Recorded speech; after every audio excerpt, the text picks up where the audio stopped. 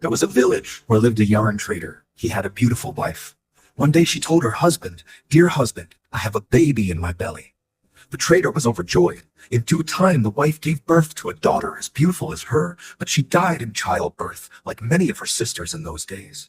The husband was heartbroken. He named the child Benoni, which means someone who is sad. It was becoming difficult for the husband to take care of an infant, so he married another woman. After 2 years, her new mother gave birth to a girl. She named her daughter Simcha. Someone who is happy. Time passed, and the stepmother grew cruel towards Benoni. She made her do the household, took away her good clothes, and gave it to Simcha. Benoni grew up to be beautiful, kind-hearted, and nimble-fingered at spinning yarn like her mother. One day, the weather was very windy. As Benoni took out the cotton to be spun from the bag, it flew away with wind. She followed to catch it. The wind gathered momentum and cotton flew fast. By following the cotton, she finally reached at the house of Mrs. Wind, then told her whole story. Mrs. Wind sympathized with the little girl. Mrs. Wind said, "Don't be sad, Benoni. You will get your cotton back. But you are looking very dirty and tired, so first go take bath and eat some food." Before going for bath, Mrs. Wind asked Benoni to take toiletries and clothes with her. She showed her an array of oil and soap. Benoni, being always led a life of humility, chose the plainest oil and soap, which did not look, smell, or feel pretty.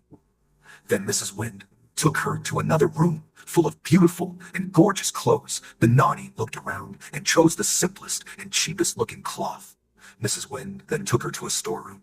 There were many bags of different sizes in the room. Benoni chose exactly the size of bag she had lost. Mrs. Wind gave her the direction to her home. Saying farewell to Mrs. Wind, Benoni came home. At home, when she opened her bag, she found yarns of pure gold. When she told her stepmother and half-sister about this, they were extremely jealous. On another windy day, the stepmother made Simcha sit with some cotton outside. In due time, wind blew the cotton, and Simcha, as instructed by her mother, followed the cotton and reached Mrs. Wind's home. Mrs. Wind opened the door, and before she could say anything, Simcha started abusing her for stealing her cotton. Mrs. Wind said, "Don't worry, you will get your cotton. First, please take a bath." Then Simcha was shown arrays of oils and soaps. She chose the prettiest and most beautifully scented soaps and oils. When it was time for selecting clothes, she chose a dress with pure gold work. Then Mrs. Wind took her to the storeroom and showed the bags like she had done with Benoni. Unlike Benoni, Simcha chose the biggest and heaviest bag. When she reached home and opened the bag, there were only stones inside it. Simcha and her mother were sad and cried a lot.